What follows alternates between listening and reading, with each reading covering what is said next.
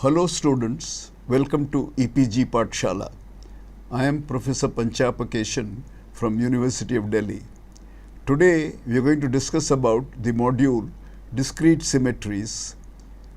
This is a paper in radiation theory in the course Physics and deals with PCT or parity, charge conjugation and time reversal symmetry. After studying this module, you should be able to understand the improper Lorentz transformations like parity and time reversal. You should learn there are discrete transformations besides the continuous transformations like Lorentz transformation.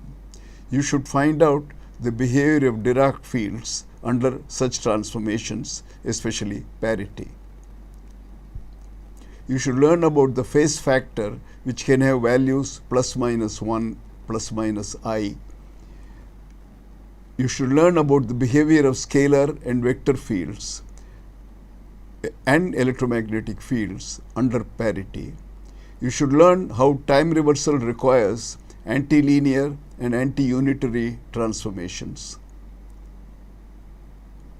You should learn about the behavior of spinor fields under time reversal. You should learn how the whole theory leads to charge conjugation symmetry. You should find out the behavior of different fields under charge conjugation. You should learn to use invariance of the Lagrangian in addition to invariance of the equations of motion. You should learn about CPT theorem, which requires a Lorentz invariant field theory with Hermitian Hamiltonian and the usual spin statistics connections to be CPT invariant. Lorentz transformation considered earlier or continuous transformations. The parameter, an angle theta, takes continuous values from 0 to 2 pi. We can have an additional discrete transformation where x goes to x prime, which is equal to minus x, called space reversal. It is also called a parity transformation and was long believed to be valid in nature. In 1957, T.D. Lee and C.N. Yang suggested that parity was not a valid symmetry for weak interactions. Experiments that were performed verified this suggestion. Lee and Yang got the Nobel Prize within a year, marking the importance of symmetry considerations in the fundamental forces. Such transformations are also called improper or discrete. We study this in section 3 and work out the behavior of vectors, spinors and tensors under parity transformations. We saw in earlier modules that Dirac's study and quantization of the electron field leads to the idea of negative energy states. The absence of particle in these states were interpreted as antiparticles. The equation of motion and the Lagrangian are invariant under the interchange of particles and antiparticles. This is called charge conjugation invariance. In section 4, we study this invariance. It is another discrete transformation. Newton's equations are invariant under reversal of time. Time reversal invariance is the third discrete transformation obeyed in field theory. In section 5, we discuss time reversal invariance. We find that it is both antilinear and anti-unitary, which requires careful formulation of the transformation. These transformations were defined in such a way that equations of motions are invariant in form after the transformation. We can also equivalently require the Lagrangian be invariant in form under the transformations. This is an alternative way, and this is useful for discussing the interaction terms of the Lagrangian. This is done in section 6 for charge conjugation. The combined transformation due to C and P was seen to be initially invariant in weak interactions, even though C and P were separately violated. Later, even Cp was violated by K-meson decays of weak interactions. However, we believe that the combined operation by all three, C, P and T, should be invariant for Lorentz invariant field theories if spin statistics connection is valid. This is discussed briefly in section 7. improper Lorentz transformations. We start first with parity. We consider the Dirac field first. Besides transformations like rotation and translation, we can also have discrete transformations like space or time reflection. Unlike the earlier transformations, whose parameters like the angle of rotation or the velocity can be continuous, the space or time reflection are discrete, and they are also called improper Lorentz transformations. In parity, there is a reflection of space coordinates. X vector goes to x prime vector, which is equal to minus x vector, or the transformation matrix A nu upstairs and mu downstairs is equal to 1 minus 1 minus 1 minus 1.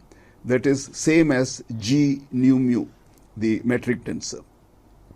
This corresponds to a mirror reflection, which reverses the sign along the direction perpendicular to the face of the mirror. This has to be followed by a rotation by 180 degrees, again around the axis perpendicular to the face, to get all space directions reversed. This also takes polarization from upstate to downstate. Since rotation is already a proper transformation, we can think of space reflection as mirror reflection only to consider the improper transformation part of it. Covariance of Dirac equations under parity requires the solution of equation 412a of module 14, namely S inverse gamma rho S is equal to A with rho above and nu below into gamma nu.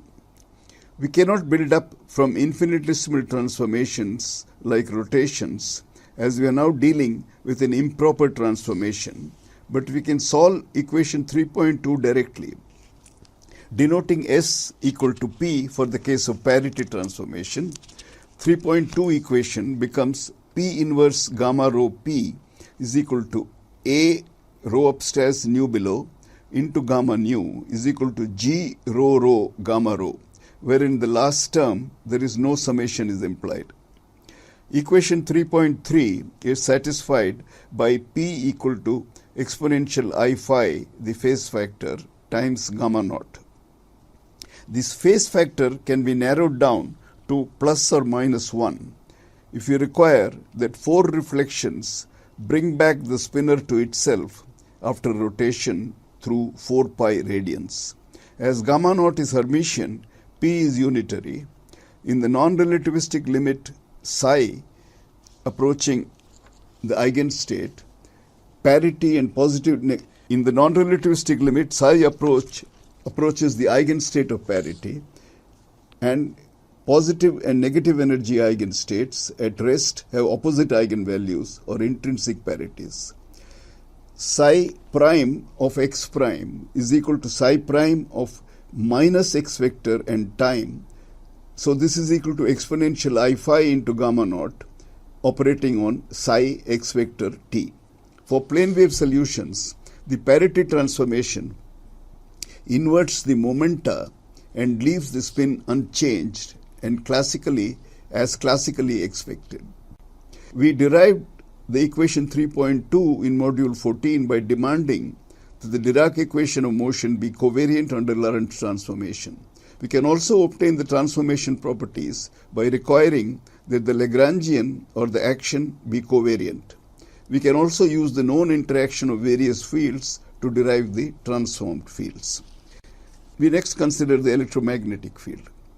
For the electromagnetic field, A mu with mu below is given by A vector and phi. For x prime equal to minus x, parity operating on phi of xt, which can be called as phi prime x prime t, is equal to phi x vector t. Parity operating on A vector, the vector potential xt, is A prime of x prime and t, which is equal to minus A of xt. The vector potential changes sign, the scalar potential does not. We can get the above from using invariance of the equation of motion, D'Alembertian of A nu, is equal to J nu, or d mu of A nu is equal to J nu. We first note that the conservation equation for J nu gives d rho dt is equal to minus I dj dx.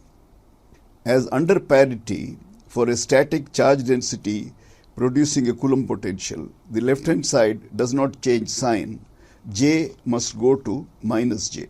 So we see that Ji prime goes to minus Ji, whereas J naught prime goes to J naught for the current and the charge sources under parity x going to minus x vector. Equation 3.6 then follows immediately from these observations. Charge conjugation.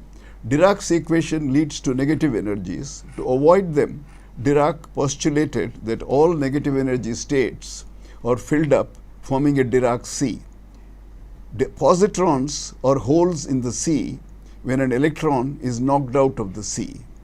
Instead of hole theory, we can start with positrons in addition to electrons right from the beginning. We then have both particles and antiparticles. Then we have a fundamental new symmetry. For every particle, there is an antiparticle. We can have protons and antiprotons, electrons and similarly antineutrons and so on. There is an invariance of form of the equation of motion when we go from particles to antiparticles, provided we change the spinor psi suitably. Symmetries are very helpful in physics. We know space or geometrical symmetries like spherical symmetry in simple cases reduces a three-dimensional problem involving r, theta and phi to one-dimensional problem involving only r. At deeper level, the use of group symmetries leads to the importance of spherical harmonics in the study of symmetry-obeying systems. The transformation relating a particle wave function with an antiparticle wave function plays a very important role in particle physics. It is called the charge conjugation symmetry, as it relates a particle with oppositely charged antiparticle. Along with electric charge, the other charges like properties like baryon number, lepton number also change under the transformation. We begin by studying the relationship between Dirac equation of motion of the particle and its antiparticle. The equations of motion are for the electron I d slash minus E a slash minus m operating on psi is equal to 0, and for the positron I d slash plus E a slash minus m operating on psi c is equal to 0. Both have positive energy solutions. We have written psi c for the psi which has changed under charge conjugation. Can we construct an operator transforming equation 4.1 to equation 4.2? Taking complex conjugate I d mu going to minus I d mu of complex conjugate, A mu equal to plus A mu star, equation 4.1 becomes I d mu plus E A mu gamma mu star plus m operating on psi star is equal to 0.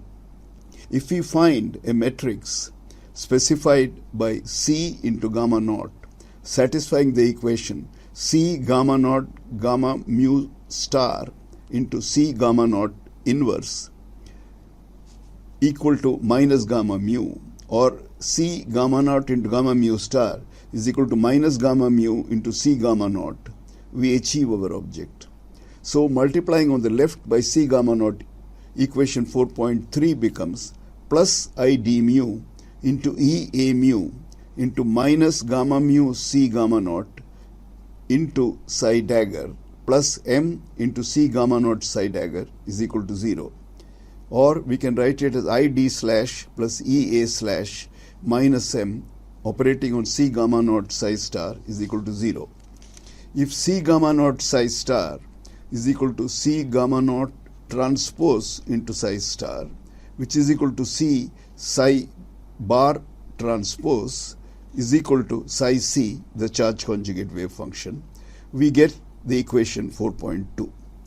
Here we have used the simplification that in Dirac-Pauli representation, gamma 0 transpose is equal to gamma 0 star is equal to gamma 0. We also have gamma naught, gamma mu star, gamma naught is equal to gamma mu transpose. And C gamma mu T C inverse is equal to minus gamma mu, or C inverse gamma mu C is equal to minus gamma mu transpose. So in this representation, C must commute with gamma 1 and gamma 3 and anticommute with gamma naught and gamma 2. This leads us to taking the C as equal to I gamma 2 gamma naught. Then C is equal to I gamma 2 gamma naught is equal to minus C inverse, also equal to minus C dagger, also equal to minus C transpose. For any other representation, a suitable unitary transformation will give the appropriate form of C. We thus have C into psi bar of T is equal to psi C, which is equal to C gamma naught psi star, which is equal to I gamma 2 gamma naught into gamma naught psi star, which is equal to I gamma 2 psi star.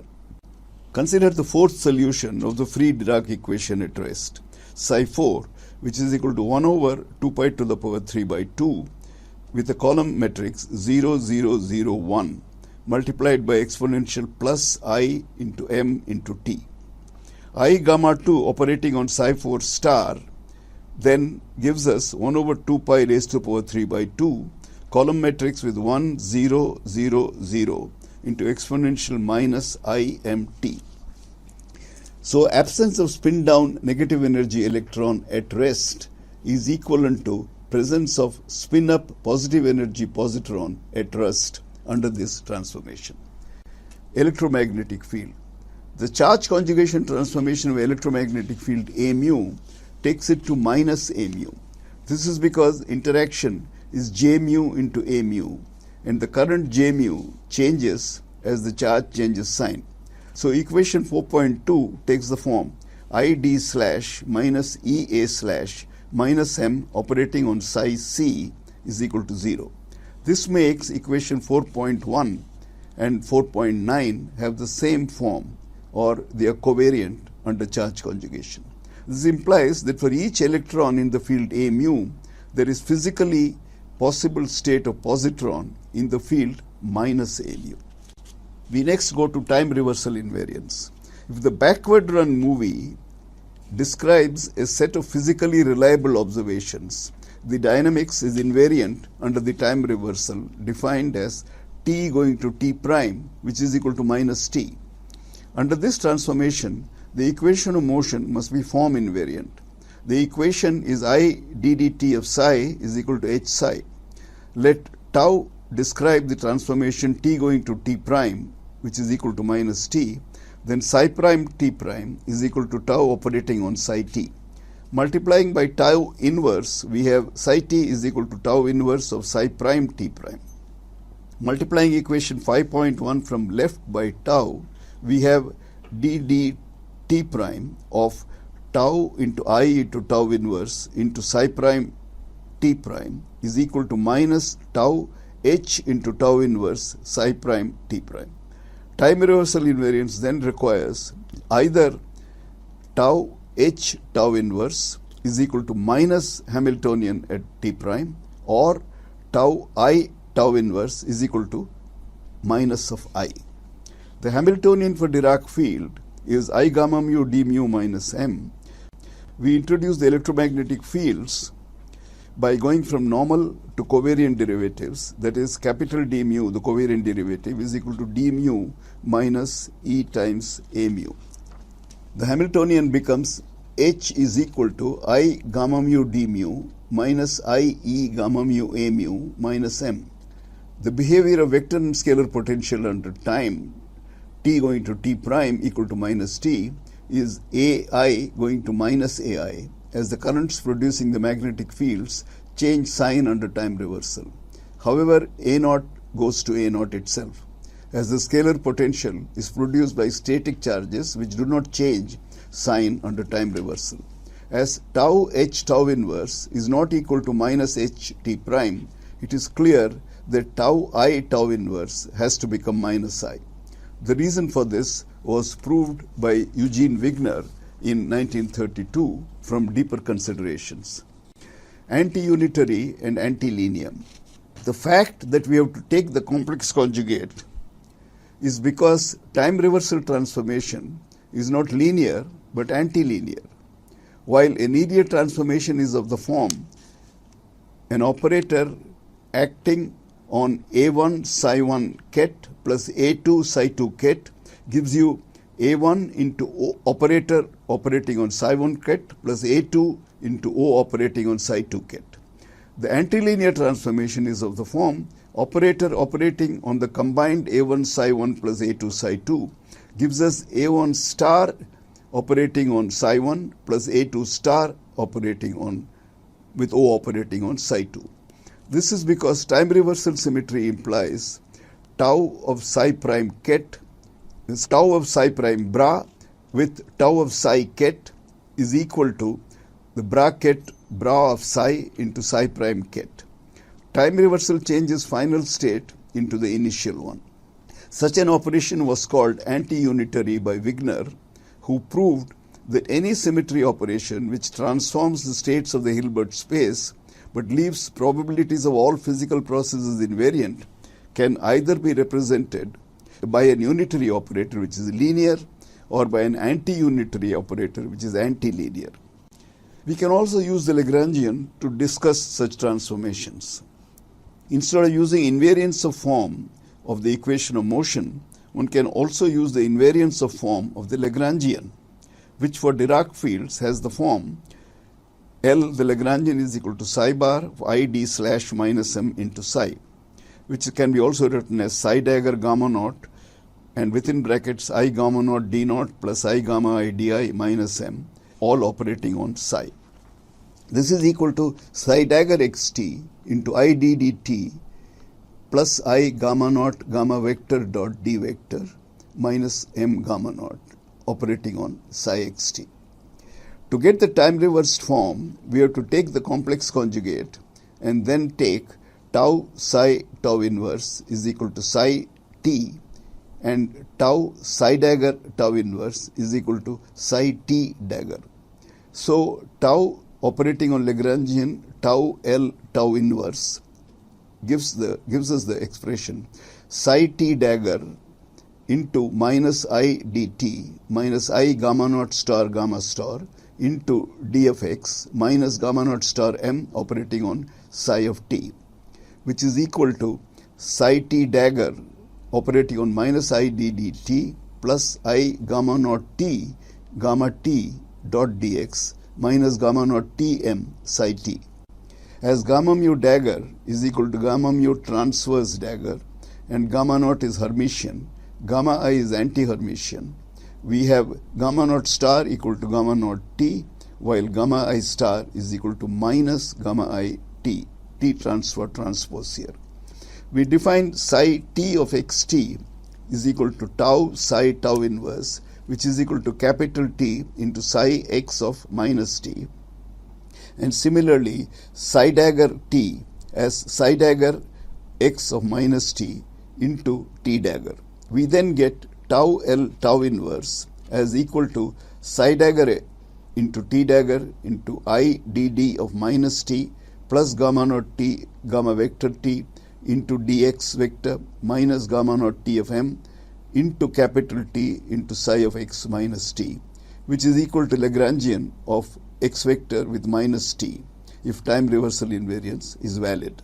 Comparing equations 5.8 and 5.9, we require therefore capital T dagger into t is equal to 1 and capital T dagger into gamma naught t into gamma I t into capital T is equal to gamma naught gamma I, and t dagger gamma naught t into capital T is equal to gamma naught.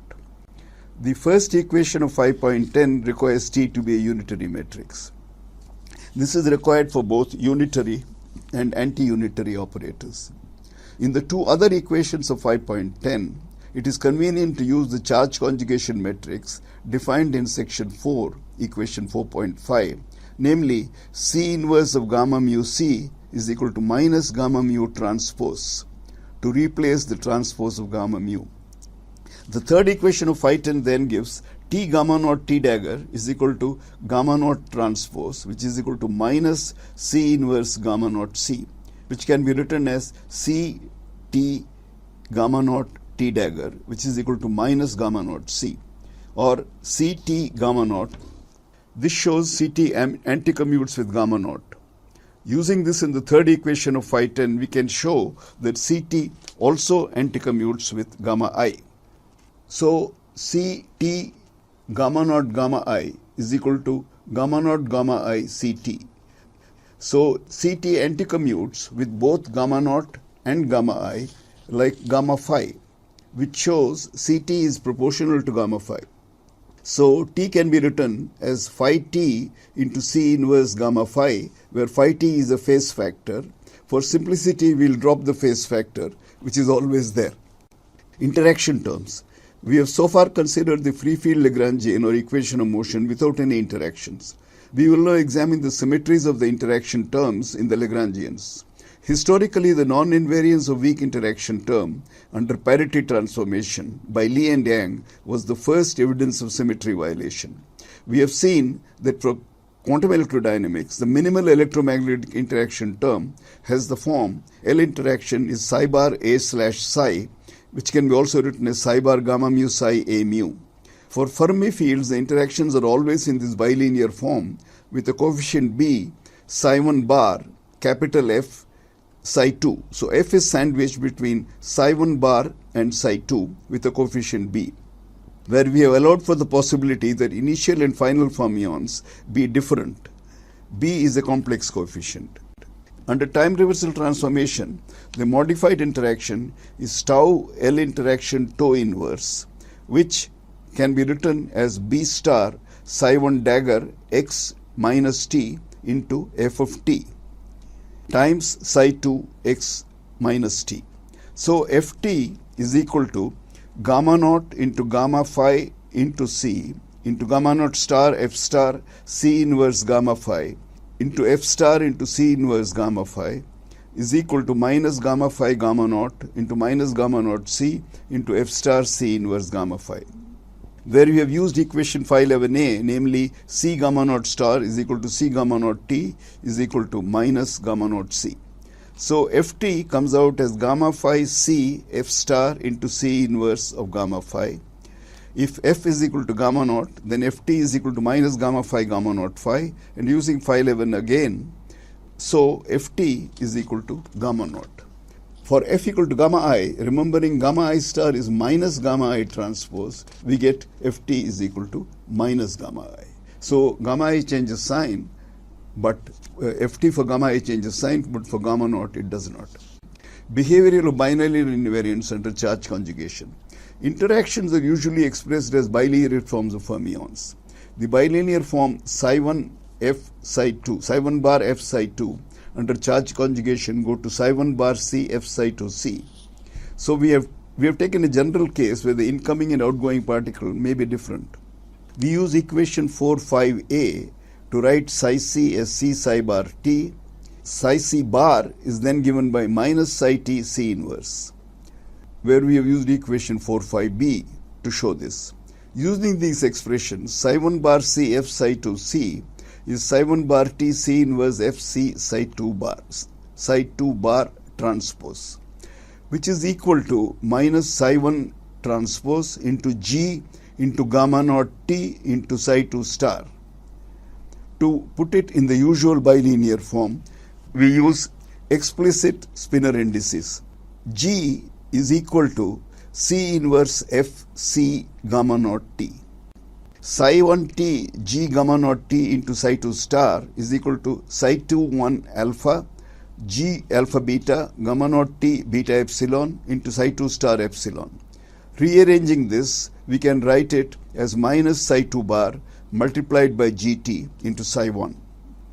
The minus sign comes because of interchanging the two psis in equation 6.3, which are fermions, and they anticommute. This is very important, as we will see in the next section. Hence, psi 1 bar charge conjugate into f into psi 2 charge conjugate is equal to plus psi 2 bar into g transpose of psi 1, where g is equal to c inverse fc. Taking c equal to I gamma to gamma naught, which is equal to minus c inverse, which is equal to minus c dagger, which is equal to minus ct. For f equal to gamma phi, we find G is minus I gamma 2 gamma naught gamma phi into I gamma 2 gamma naught, which is equal to gamma phi, and GT is equal to gamma phi, as gamma 2 squared is equal to minus 1. For F equal to gamma naught gamma phi, G is minus I gamma 2 gamma naught gamma phi into I gamma 2 gamma naught, which is equal to minus gamma naught gamma phi. So GT is plus gamma naught gamma phi. As transpose reverses the order of gamma naught and gamma phi are equal, so therefore gamma naught and gamma phi are equal to the transpose and anti-commute. We can make a table showing F and FC plus H, which is shown there. CPT theorem. We can combine any two of the transformations C, P or T to give CP or CT or PT. Generally for weak interactions, though C and P are not valid, experimentally CP seemed to be valid. But for K-mesons, it was found CP is also violated. However, for all Lorentz invariant theories, under certain reasonable conditions, CPT is believed to be valid.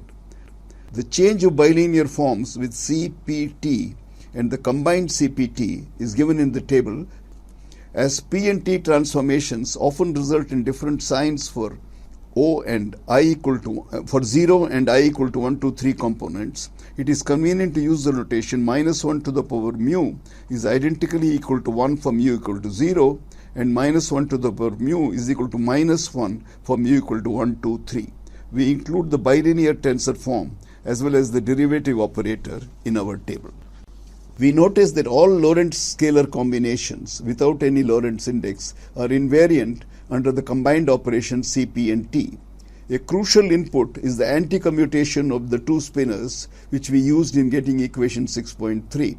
This is known as the spin statistics theorem, which relates integral spins obeying Bose-Einstein statistics with commutation and half-integral spins obeying Fermi-Dirac statistics with anti-commutation relations.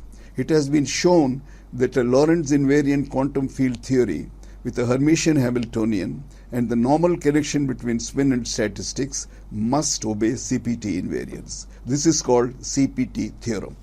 In this module, we have learned about improper Lorentz transformations, parity, and time reversal. We have learned these are discrete transformations. We have found out the behavior of Dirac fields under parity. We have learnt about the phase factor, which can have values plus minus I or plus minus 1. The magnitude is 1. We have learnt about behavior of scalar and vector fields, electromagnetic fields under parity. We have learnt how time reversal requires antilinear and anti-unitary transformations. We have learnt about behavior of spinor fields under time reversal. We have learnt how Hall theory leads to charge conjugation symmetry. We have found out the behavior of different fields under charge conjugation. We have learned to use the invariance of Lagrangian in addition to invariance of equations of motion as an alternative way of deriving these properties. We have learnt about CPT theorem, which requires a Lorentz invariance field theory with Hermitian Hamiltonian and the usual spin statistics connection to be CP invariant. Thank you.